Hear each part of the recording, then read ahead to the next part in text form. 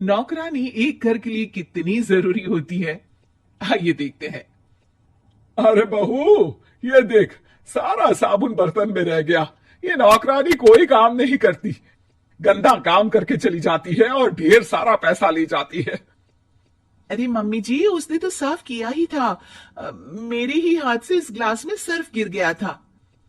अरे बस कर झूठी, उसे बचाने के लिए सारी जुगत लगा ले, लेकिन मैं तो इसे निकाल कर ही रहूंगी।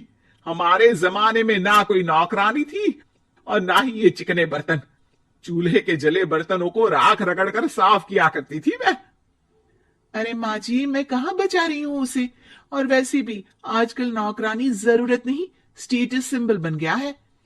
अब आप बताओ, मैं मुन्ना को नीचे घुमाने ले जाऊं तो लोगों से क्या बोलूं? झाड़ू पोछा खुद लगा रही हूँ। लोग सीधा यही पूछते हैं कि कौन सी नौकरानी काम कर रही है तेरे घर पर। अरे बस कर, ये भी कोई बात होती है? मम्मी जी, आप नहीं समझेंगी।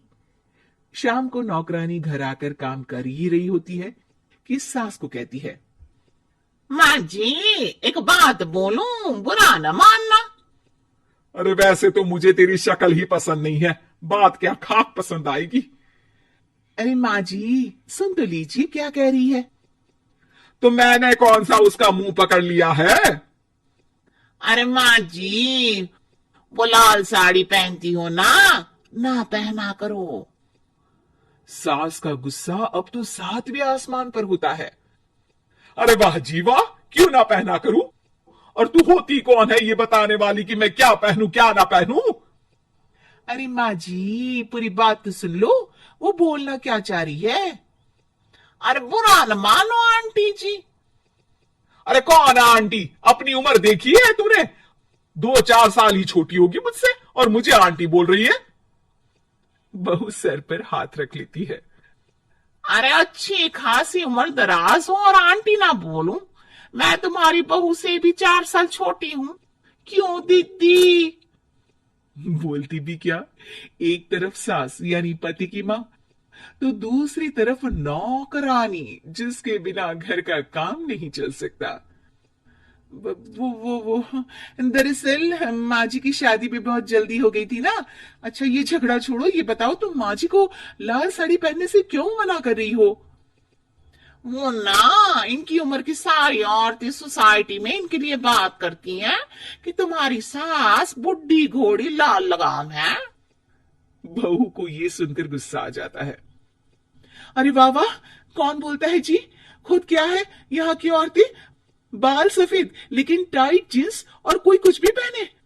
अरे पहनना हमारा निजी हक है, किसी को कुछ हक नहीं बनता कि वो मेरी सास के लिए कुछ बोले।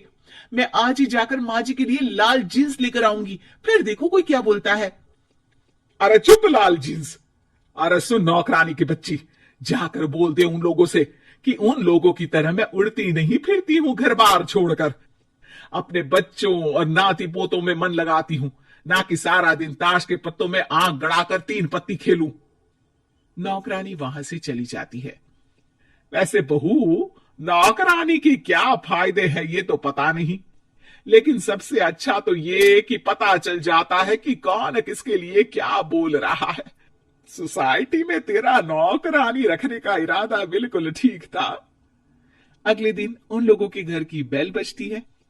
बहू दरवाजा खोलती है कि सामने कुछ औरतें खड़ी होती हैं। अरे बहू, कहाँ है तेरी सास? बुला जरा। अरे बहन जी, आप सारी एक साथ आइए आइए, कैसे आना हुआ? अरे 3 पत्ते खेलने आई हैं, क्यों खेलोगी? क्यों नहीं क्यों नहीं, वैसे भी बड़े दिन हो गए, एंटरटेनमेंट हुआ नहीं। बहू जा जाकर पकोड़े तो बना ला। अरे बस करिए, आगे कुछ पीछे कुछ। वैसे तो कहती है कि परिवार पर ध्यान देती है, हमारी तरह 3 पत्तियां नहीं खेलती। हमने कौन सा परिवार छोड़ दिया? सास सक पका जाती है। अब ये किसने कहा? मैं तो कहती हूं कि मैं भी थोड़ा बाहर निकलूं। आपने ही तो कमला नौकरानी से ये सारी बात की थी। सास और बहू को अब सारी कहानी समझ आ जाती है कि सोसाइटी की औरतें क्यों भड़क रही हैं। माफ करिए आंटी, मैं छोटी हूँ, लेकिन फिर भी पहले तो आप लोगों ने माँ की लाल साड़ी का मजाक उड़ाया था ना। हाँ हाँ, उड़ाया था, लेकिन उससे पहले तो तुम लोगों ने हमारी जींस के बारे में बात की थी। अरे क्यों ना पहने हम जींस, तुम्हारे पैसों की थोड़ी ना है। सास और बहू सर पकड़कर बैठ जाती है।